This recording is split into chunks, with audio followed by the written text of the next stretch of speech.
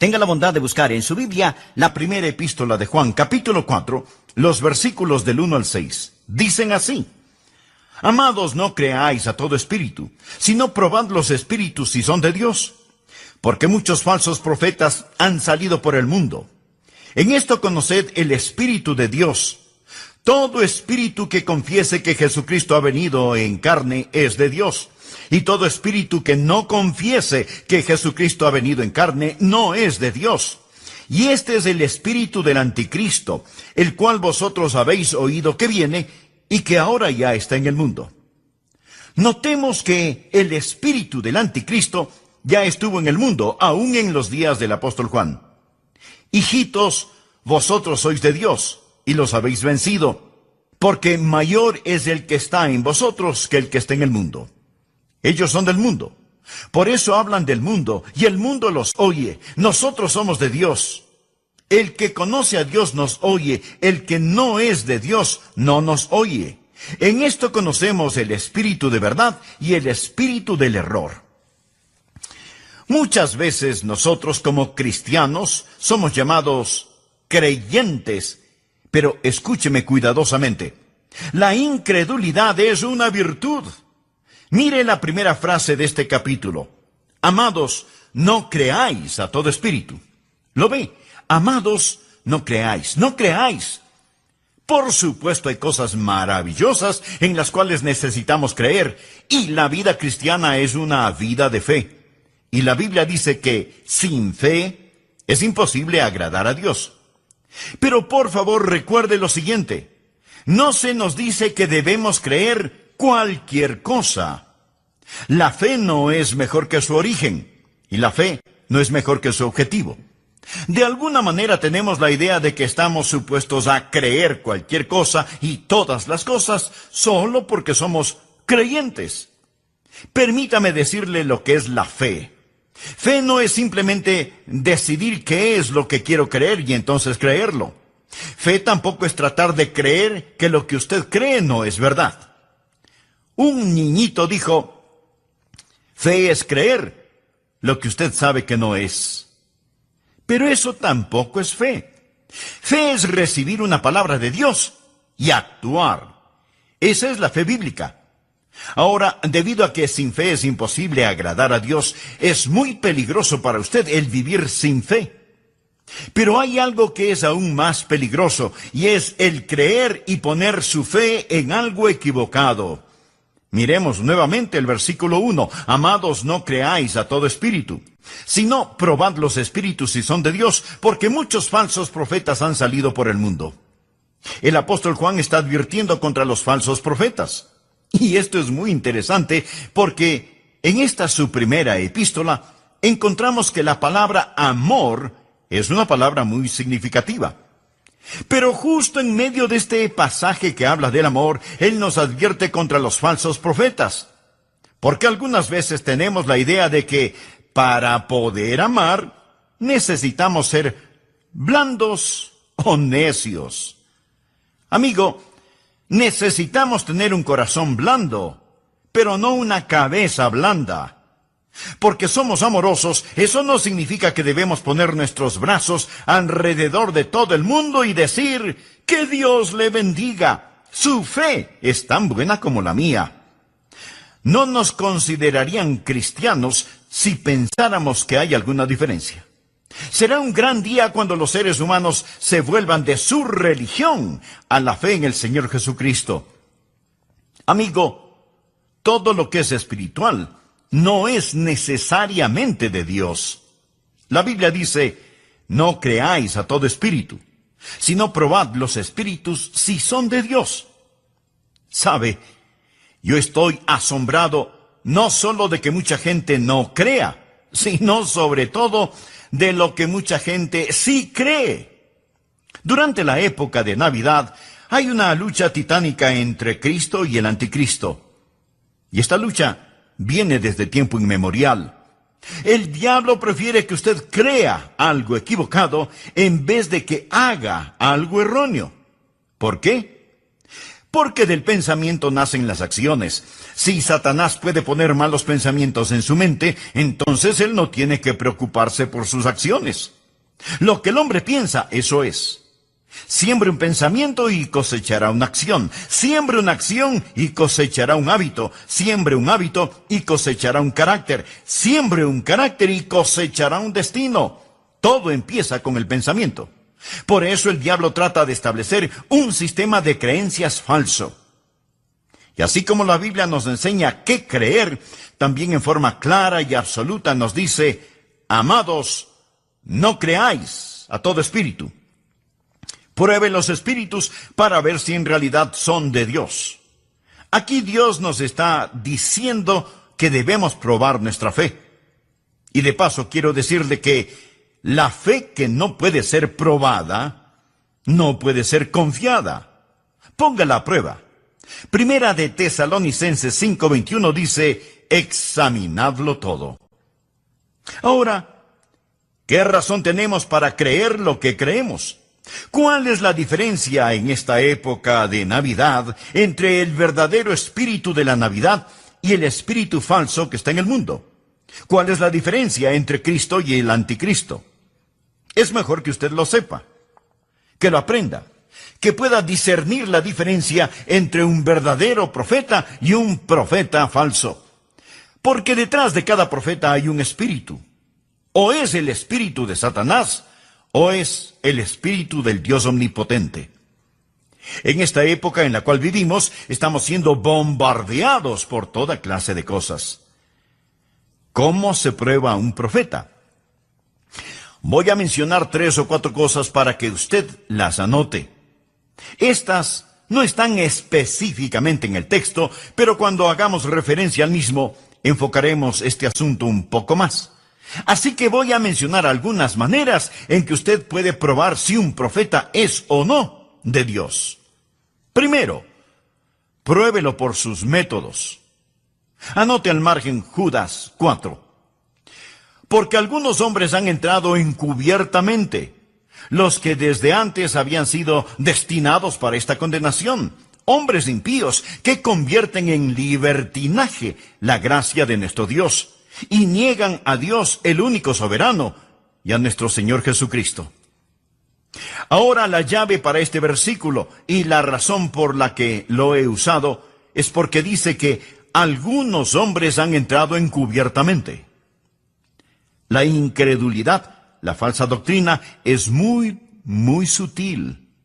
Aparece casi inadvertida junto a la puerta y simplemente penetra.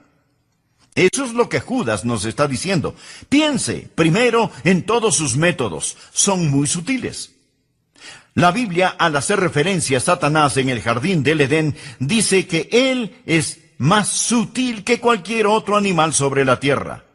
Él es un mentiroso y padre de la mentira, y sus mejores mentiras suenan como si fueran verdad. Así que primero, sus métodos son muy sutiles. Segundo, pruébelo por sus motivos. Leamos lo que dice 2 de Pedro capítulo 2, versículos 2 y 3. Y muchos seguirán sus disoluciones, por causa de los cuales el camino de la verdad será blasfemado, y por avaricia harán mercadería de vosotros con palabras fingidas. Los falsos profetas siempre son codiciosos, y con palabras mañosas y astutas manipulan a las personas crédulas. La motivación de los falsos profetas es el explotar a la gente. Hacen de usted mercadería en lo financiero, lo político y lo personal. Pudiera ser que no les importe demasiado el poder político o económico, pero quieren exhibirse como que fueran personas importantes. Por eso, usted tiene que estar alerta a sus métodos y a sus motivos. Tercero, pruébelos por su moral. Leamos nuevamente la segunda parte de Judas 4. Hombres impíos que convierten en libertinaje la gracia de nuestro Dios. ¿Qué significa esto? ¿Qué quiere decir libertinaje? significa inmoralidad. Ellos dicen, bueno, si usted es salvo por gracia, entonces puede vivir como se le antoje. Amigo, escúcheme. No les confíe ni su dinero ni su familia. Ellos han convertido la gracia de Dios en libertinaje. Pruébelos por la clase de moralidad que exhiben. Cuarto, pruébelos por su ministerio. En Mateo 7, versículos 15 y 16, el Señor Jesucristo dijo lo siguiente: guardaos de los falsos profetas, que vienen a vosotros con vestidos de ovejas, pero por dentro son lobos rapaces. Por sus frutos los conoceréis. Si usted quiere probar a quien quiera que se diga ser un profeta, simplemente mire los frutos de su ministerio. Evalúe los frutos de aquellos que los siguen. Jesús dijo que los conoceremos por sus frutos. Como el profeta, así son sus seguidores. Pero veamos la forma principal de probar a los profetas. Quinto, pruébelos por su mensaje. En 1 de Juan capítulo 4, versículos 2 y 3 leemos: en esto conoced el Espíritu de Dios. Todo espíritu que confiesa que Jesucristo ha venido en la carne es de Dios. Y todo espíritu que no confiesa que Jesucristo ha venido en la carne no es de Dios. Y este es el espíritu del anticristo, el cual vosotros habéis oído que viene y que ahora ya está en el mundo. En algunos mensajes anteriores he hecho referencia al anticristo. El prefijo anti significa contra o en vez de. Y esa es la forma en que Satanás hace su trabajo. Satanás está en contra de Cristo. Así que trae un sustituto de Cristo. El diablo no niega la religión. De hecho, la religión es su principal herramienta. Su método no es tanto el negar, sino el tergiversar. Así que cuando usted le pregunta a un falso profeta, ¿cree en Jesús?, él le responderá, por supuesto que creo en Jesús. Pero note lo que Pablo dice en 2 de Corintios 11:4. Porque si viene alguno predicando a otro Jesús que el que os hemos predicado, o si recibís otro espíritu que el que habéis recibido, u otro evangelio que el que habéis aceptado, bien lo toleráis. Lo que Pablo está diciendo es, ustedes son tan tontos que dejan que alguien venga y les predique acerca de otro Jesús. Dejan que otra persona venga y les guíe hacia otro espíritu o les desvíe hacia un evangelio diferente. Amigo, no debemos olvidar que Satanás se transforma en ángel de luz.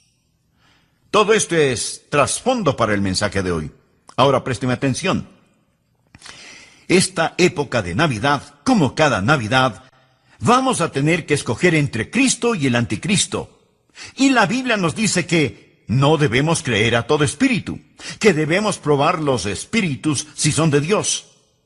Ahora, para probar cualquier cosa, usted necesita un modelo, una norma, un patrón, un criterio establecido que le permita hacer la prueba. ¿No es cierto? Ahora, cuando Juan nos dice que no debemos creer a todo espíritu, sino probad los espíritus si son de Dios, o sea, si son de Cristo o del anticristo, nos da 3 pruebas mayores. ¿Cómo los prueba? ¿Cómo los conoce? Voy a compartir estas 3 pruebas mayores para que en esta Navidad usted sepa si va a celebrar a Cristo o al anticristo. ¿Cómo se prueban los espíritus? Primero, pruebe los espíritus por la palabra de Dios. Veamos lo que dice 1 de Juan 4:6. Nosotros somos de Dios. El que conoce a Dios nos oye. Ahora, Juan fue un apóstol y él, junto con los otros apóstoles, trajo la palabra de Dios.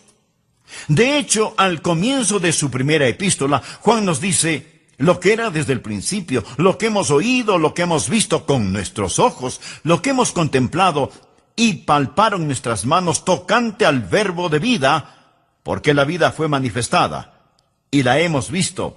Y testificamos y os anunciamos la vida eterna, la cual estaba con el Padre y se nos manifestó. Lo que hemos visto y oído, esto os anunciamos. Los apóstoles fueron aquellos que vieron a Jesús, oyeron a Jesús, fueron ungidos y separados para traer la palabra de Dios. Esta es la razón por la cual la Biblia dice que somos edificados sobre el fundamento de los apóstoles y profetas. O sea, los profetas que escribieron el Antiguo Testamento y los apóstoles que escribieron el Nuevo Testamento. La iglesia que pastoreo está edificada absolutamente sobre el fundamento de los profetas y apóstoles que nos trajeron la palabra de Dios. Pastor Rogers, ¿es usted un profeta? No en el sentido clásico de la palabra, no con P mayúscula. Pastor Rogers, ¿es usted un apóstol? No en el sentido clásico de la palabra, no con A mayúscula. Pero déjeme decirle algo. Tanto como puedo sostener la Biblia en mis manos y predicar acerca de lo que dice, puedo predicar con la autoridad de un profeta y de un apóstol, porque estoy predicando lo que ellos dijeron, lo que ellos predicaron. La iglesia está construida sobre el fundamento de profetas y apóstoles. Así que cuando por ahí aparece un profeta o por allá asoma un espíritu, ¿cómo los pruebo? Los pruebo con la palabra de Dios. No es que yo de pronto experimento alguna clase de sensación y digo, bueno, yo pienso que, o yo siento que. Mi amigo, hubo un tiempo cuando los predicadores parados tras el púlpito decían, la Biblia dice, y comenzaban a decir lo que la Biblia dice. En la actualidad, ellos se rascan la cabeza y dicen, bueno, me parece a mí, yo siento que, no. ¿Qué es lo que la palabra de Dios dice? Nosotros somos de Dios. El que conoce a Dios nos oye. Debemos aprender que cuando estamos firmes en la palabra de Dios, el reino de Satanás comienza a temblar. Cuando el diablo se acercó a Jesús para tentarle en el desierto, ¿cómo fue que Jesús logró derrotarlo? Usando la palabra de Dios. En respuesta a las 3 tentaciones, Jesús dijo 3 veces, escrito está. Y Jesús venció a Satanás con la espada de la palabra de Dios. ¿Sabe lo que yo he aprendido? Que hay increíble poder en la palabra de Dios. En el Salmo 138:2 leemos, porque has engrandecido tu nombre y tu palabra sobre todas las cosas. Mi amigo, cuando llega algún falso profeta, y si usted usa la palabra de Dios, esa palabra perforará a ese falso profeta, como una bala de cañón perforaría una canasta de huevos. Hay poder, increíble poder en la palabra de Dios. Ahora, si usted no conoce la palabra de Dios, si usted no sabe cómo usar la palabra de Dios, va a ser un perfecto y pasivo blanco para los falsos profetas o apóstoles. No va a saber cómo probar los espíritus. Así que, en primer lugar, ¿cómo se los prueba? Por la palabra de Dios. Todo lo demás se deriva de esto. Segundo, pruebe a los falsos profetas por el Hijo de Dios. Leemos en 1 de Juan capítulo 4, versículos 2 y 3. En esto conoced el Espíritu de Dios.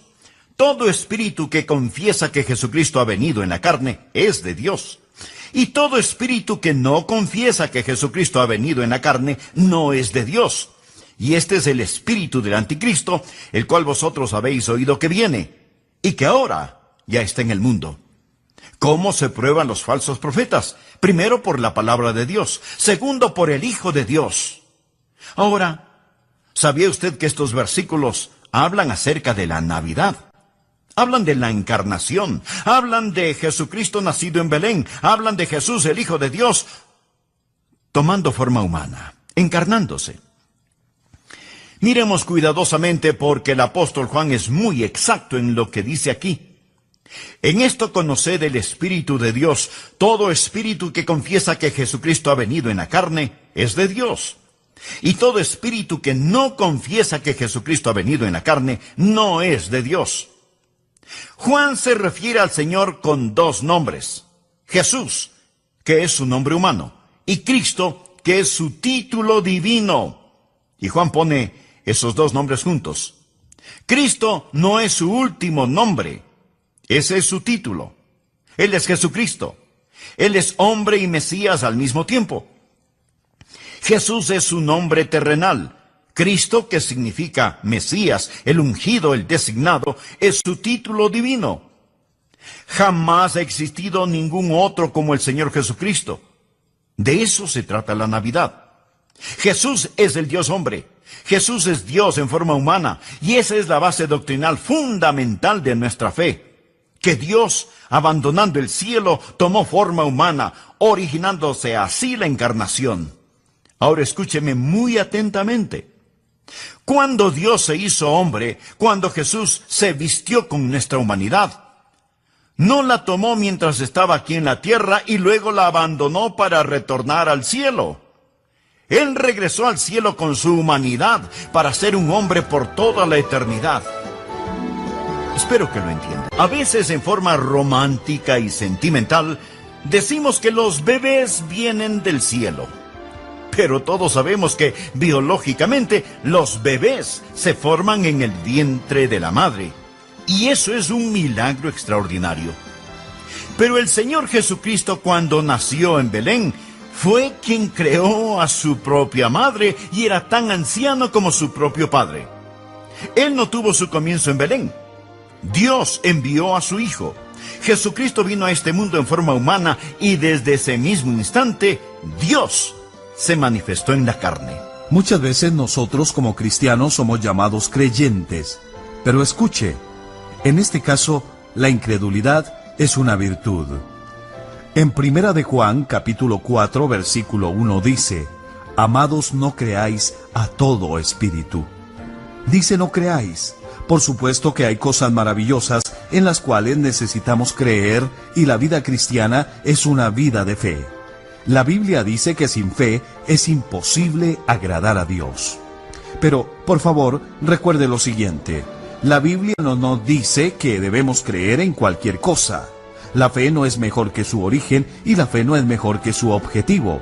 De alguna manera, tenemos la idea de que estamos arrastrados a creer cualquier cosa y toda idea, solo por el hecho de ser creyentes. Sin fe es imposible agradar a Dios. Es muy peligroso para usted vivir sin fe, pero más peligroso aún es creer, poner su fe en algo equivocado. El doctor Adrián Rogers, si será la Navidad de Cristo o del Anticristo. Segundo, pruebe a los falsos profetas por el Hijo de Dios. Leemos en Primera de Juan capítulo 4 versículos 2 y 3. En esto conoced el Espíritu de Dios. Todo espíritu que confiesa que Jesucristo ha venido en la carne es de Dios. Y todo espíritu que no confiesa que Jesucristo ha venido en la carne no es de Dios. Y este es el espíritu del Anticristo, el cual vosotros habéis oído que viene, y que ahora ya está en el mundo. ¿Cómo se prueban los falsos profetas? Primero, por la palabra de Dios. Segundo, por el Hijo de Dios. Ahora, ¿sabía usted que estos versículos hablan acerca de la Navidad? Hablan de la encarnación. Hablan de Jesucristo nacido en Belén. Hablan de Jesús, el Hijo de Dios, tomando forma humana, encarnándose. Miremos cuidadosamente porque el apóstol Juan es muy exacto en lo que dice aquí. En esto conoced el Espíritu de Dios. Todo espíritu que confiesa que Jesucristo ha venido en la carne es de Dios. Y todo espíritu que no confiesa que Jesucristo ha venido en la carne no es de Dios. Juan se refiere al Señor con dos nombres: Jesús, que es su nombre humano, y Cristo, que es su título divino. Y Juan pone esos dos nombres juntos. Cristo no es su último nombre. Ese es su título. Él es Jesucristo. Él es hombre y Mesías al mismo tiempo. Jesús es su nombre terrenal. Cristo, que significa Mesías, el ungido, el designado, es su título divino. Jamás ha existido ningún otro como el Señor Jesucristo. De eso se trata la Navidad. Jesús es el Dios hombre. Jesús es Dios en forma humana, y esa es la base doctrinal fundamental de nuestra fe. Que Dios, abandonando el cielo, tomó forma humana, originándose así la encarnación. Ahora escúcheme muy atentamente. Cuando Dios se hizo hombre, cuando Jesús se vistió con nuestra humanidad, No la tomó mientras estaba aquí en la tierra y luego la abandonó para retornar al cielo. Él regresó al cielo con su humanidad para ser un hombre por toda la eternidad. Espero que lo entienda. El apóstol Juan estuvo en la isla de Patmos. Él ya es un hombre de edad. Han pasado casi 60 años desde que él habló y caminó con el Señor Jesucristo. Cristo ascendió a los cielos.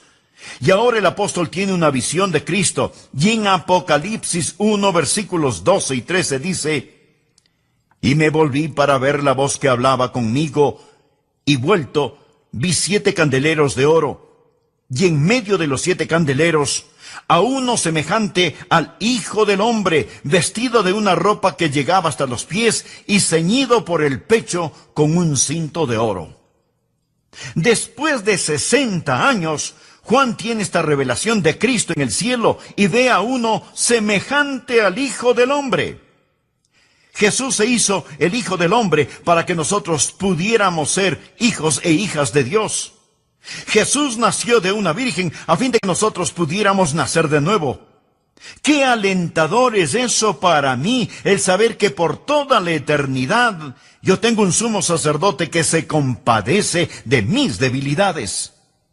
Cuando llegue al cielo, veré a Jesús y veré las huellas de los clavos en sus